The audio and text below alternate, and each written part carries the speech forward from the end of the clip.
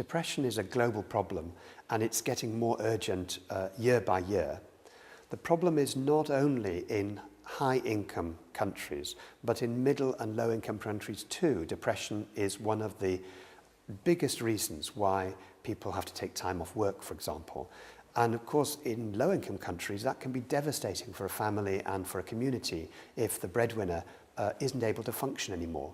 It's got bigger impact than many other huge health problems like cancer and heart disease, for example. Many people are able to take medication for their depression and they work pretty well. The trouble is that when you stop taking them, your risk of relapsing is what it was before you started. And in some countries, they're quite expensive and they're just not available. What we're providing through mindfulness is a way in which people who can't get access to the medication actually can do something to help themselves. We started this 10-year program of work funded by the Wellcome Trust. And the aim of that was to see what are the underlying mechanisms that people get repeatedly depressed, repeatedly suicidal, impairing their well-being, and what could we do about it. The results have been remarkable.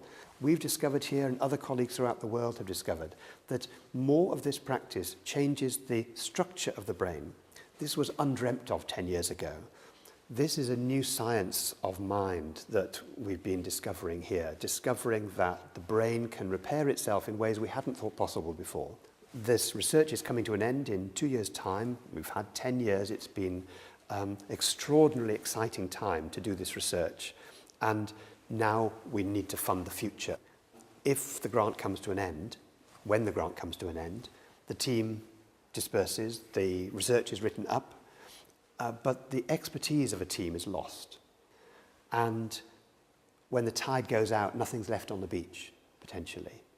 Our goal is to raise a total of 7.3 million, because that will enable us to really build what we need to build. That's the professorship in mind and science. It's a lectureship to go with it, and an administrative support, and the support for the premises here to enable this work to go on in perpetuity and embed it really within Oxford University.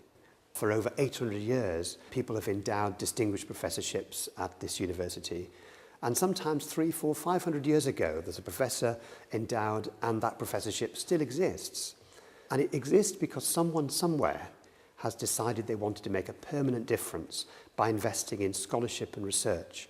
And still, decades, hundreds of years later, people are still able, because of them, to work at the very frontier of human knowledge. And that's an incredible investment for the future. Losing anyone unexpectedly is hard enough, but losing people through suicide is probably the hardest thing to bear. And we need to make sure that fewer people have to go through that in the future.